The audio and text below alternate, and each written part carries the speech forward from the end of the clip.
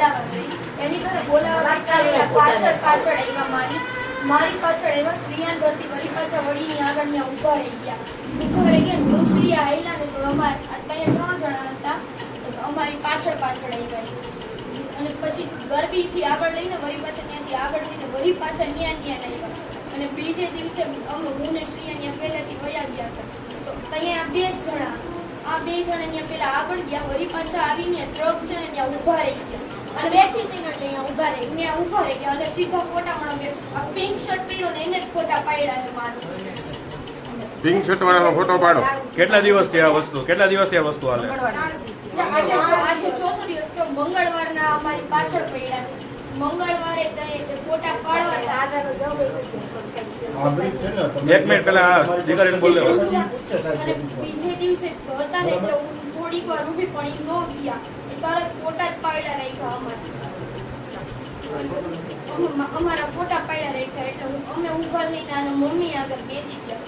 મારા મમ્મી તો એની આગળ જોવા ગયા હતા ને એટલે આના મમ્મી આગળ બેસી ગયા તો એ લોકો ન ગયા. અને પછી મોડું થઈ ગયું તો હું મારા ઘરે આવી તો ત્યારે પાછળ આવ્યા. અને હું અંદર ગઈ ને ઘરમાં તો મેં પપ્પાને કીધું કારણ કે હેન્ડલ લોક એને માર્યો તો નહીં. મેં ખાલી જોવા મેં પૂછ્યું પપ્પાને તો પપ્પા કે જોઈ લે. પપ્પા લઈને ગયા હતા ને રોજ માર એટલે કે જોઈ લે. એટલે હું બહાર જોવા આવી તો બ્લેક શર્ટ પહેર્યો ને એ બોલ્યો કે ભાઈ ગાડી આવડે પણ મેં એને કઈ જવાબ ન કર્યો. મને નથી આવડતું ચોખવટ કરીને કઈ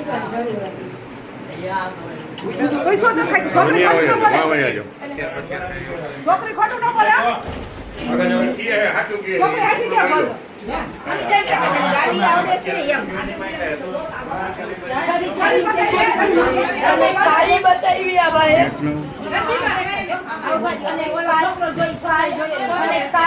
એક મિનિટ તમે બધા બંધ રહ્યો પેલા છોકરીને બોલવા. અને કાલે હું બી ગઈ ને એટલે મેં આને ના પાડી દીધી કે હું ગરબી જોવા નહીં આવું.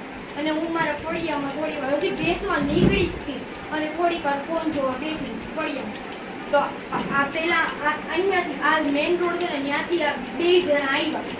આગળ ગયા ને થોડીક વાર આ બધા અહીંયા ગરબી થાય છે ત્યાં ઊભા રહ્યા અને ત્યાંથી અને આને પૂછ્યું આ પિંક શર્ટ પહેર્યો ટ્રક ત્યાં પડ્યો છે એની માથે ચડીને ચાકુ કાઢ્યું, સિગરેટ પીવે છે, દારૂ પીવે છે. આને એને રિક્ષરનું ચાકુ કાઢ્યું એ જોયું. બટાકા બોલતા હતા ત્યારે આપણે છરી ગઈ. રાબાને એમ કીધું કે સમજી રાખજે બાકી મારે